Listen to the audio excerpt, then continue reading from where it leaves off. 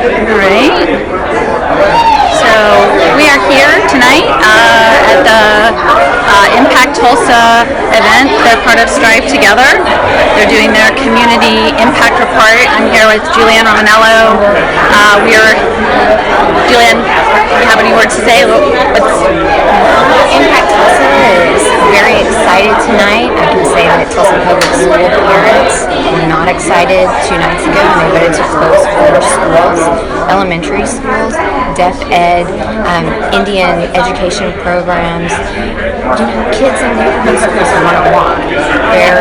And people were there till midnight, like the community protesting? I left at 11:20. Okay, so this is the same week that the school closures are happening. Exactly. So yeah, I don't know if that impact is going to be calculated. I bet someone's going to make some money off of it. And the mayor here's tonight, and the superintendent. So we've got.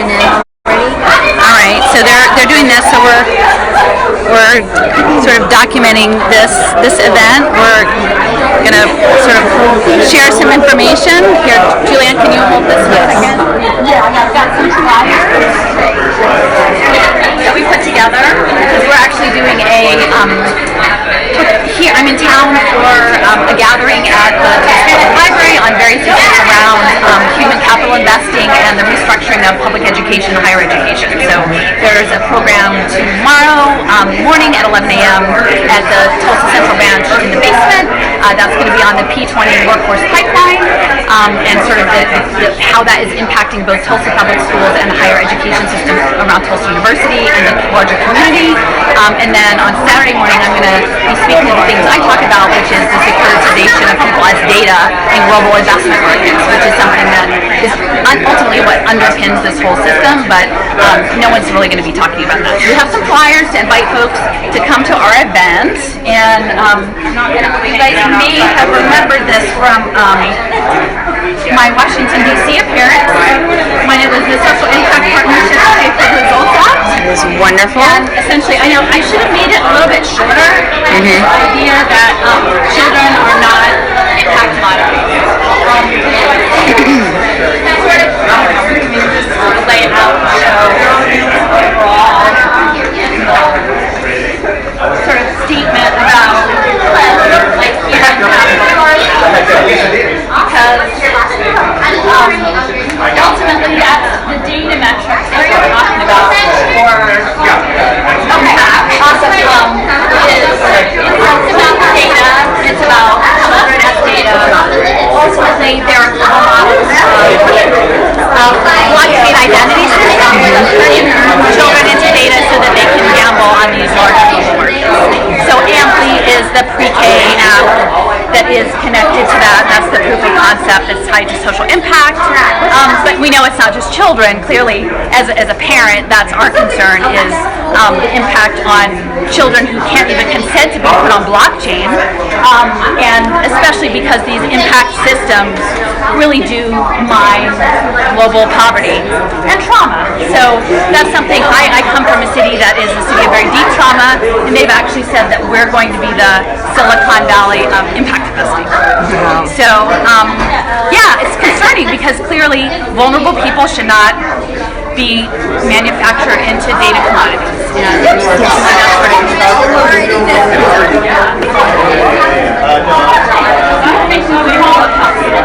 Tomorrow, there's a little bit more information on social impact. Yeah, cool. Yeah, we're having some talks tomorrow. A little bit of information. There's some talks tomorrow in the library. Allison's here helping me out. We're trying to save Tulsa. We're trying to keep Tulsa public schools open. We're trying to preserve a top 100 liberal arts university that has been taken over by foundations. Instead of studying Plato, the arts, theater, philosophy, physics, mathematics, geosciences, we're going to be doing DARPA, NSF work. We're doing trauma studies on athletes with concussions. We're doing all kinds of things that have nothing to do. Here she's talking about. And a Chinese company is working on it, so they've actually linked the smart blockchain contract for pre-K. Okay. But they're linking it to facial recognition, automating cameras. So they're like taking tablets to do video of families in their homes to this. So yeah, it's really cool. Yeah. Hey, so here, I'll just share this with you. So this is just some follow-up information. We're doing a couple of presentations tomorrow and Saturday. So yeah. Awesome. Hi, thank you. Do you know about blockchain identity?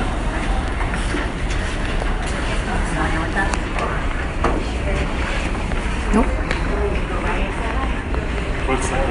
So essentially, the plan is that people's data will be the next asset-backed securities, like the mortgage crisis.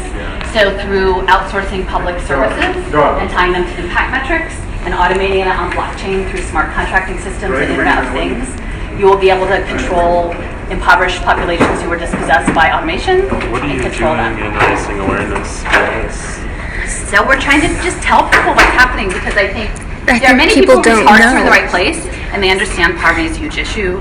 They understand there's great need, and I think there's this narrative that we can unlock capital to solve these problems. But the challenge is there's so much.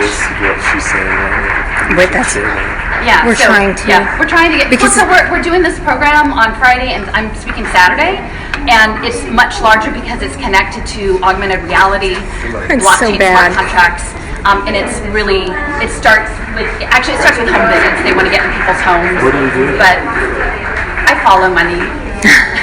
I follow money. I'm from Philadelphia, but I'm connected with the national network, and we're seeing this happen really fast. So this has been in the works for 30 years, but now with cloud computing and 5G, there are ways in which, I mean, it's racial capitalism is really what it is, but it's packaged in such a way, and they've created this crisis through wealth inequality that people can't.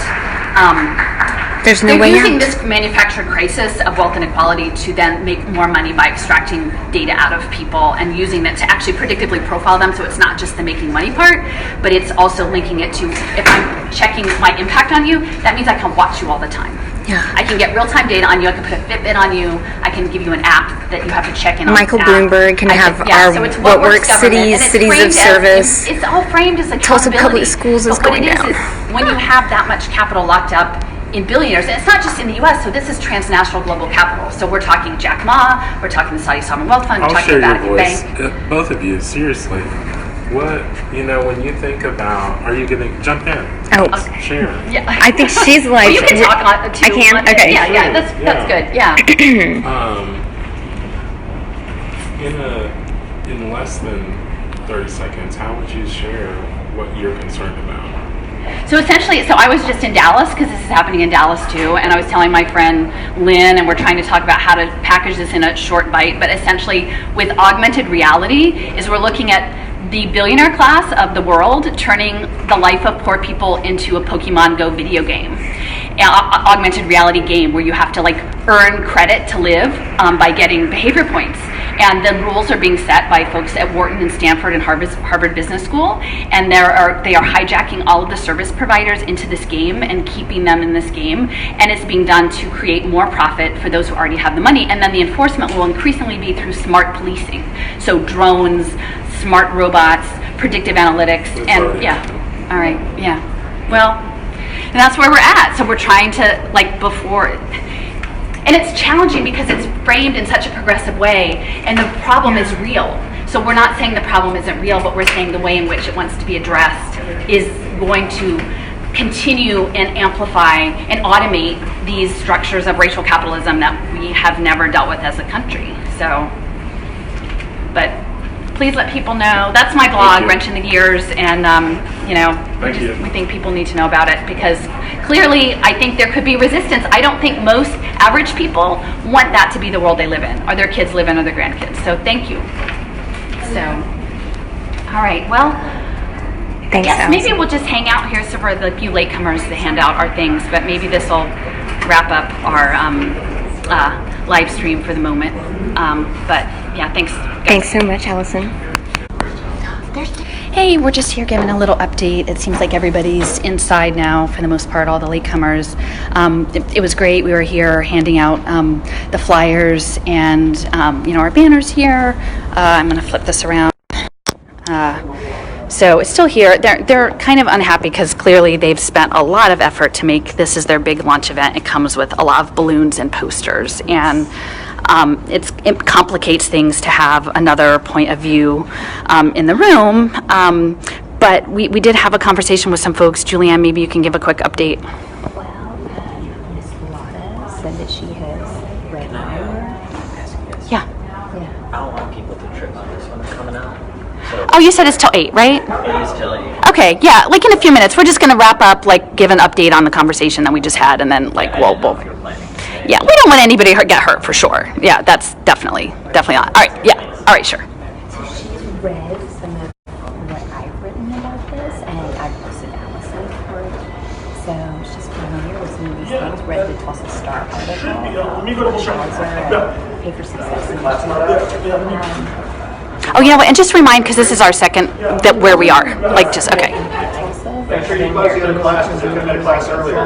Big data and talk about what they learned last year, what they hope to do going forward. We learned that they understand about blockchain identity and surveillance play tables from Hatch.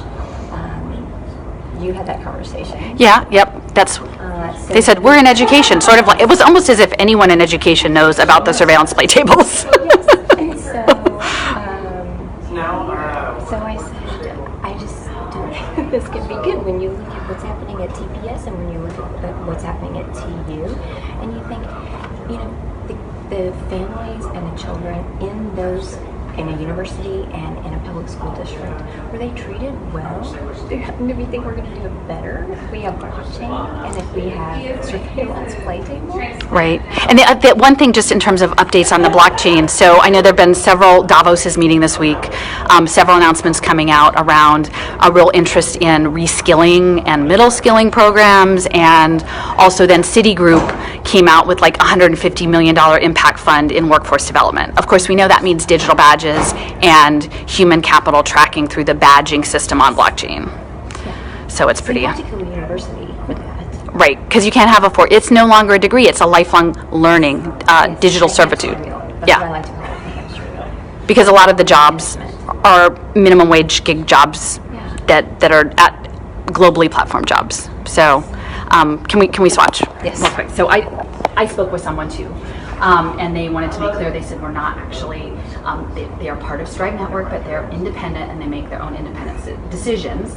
I did ask if they were familiar with KnowledgeWorks and the learning ecosystem concept, and they confirmed that they were familiar with the learning ecosystem concept. They said that they don't support that concept, and then I said, well, how do you put in guide rails up front and inform parents and communities that the plan, according to KnowledgeWorks in their vision, is very few physical school buildings left, having drop-in centers, and then having playlists where you would earn badges in different settings on different online modules and different things like that. So Well, and they said that they didn't like that model. They don't said like the learning ecosystem? the woman that I spoke with said that she did not approve of the learning ecosystem as a parent. As a parent. So how do we? And they make their own decisions. So I'm like, how would Impact Tulsa come out publicly against?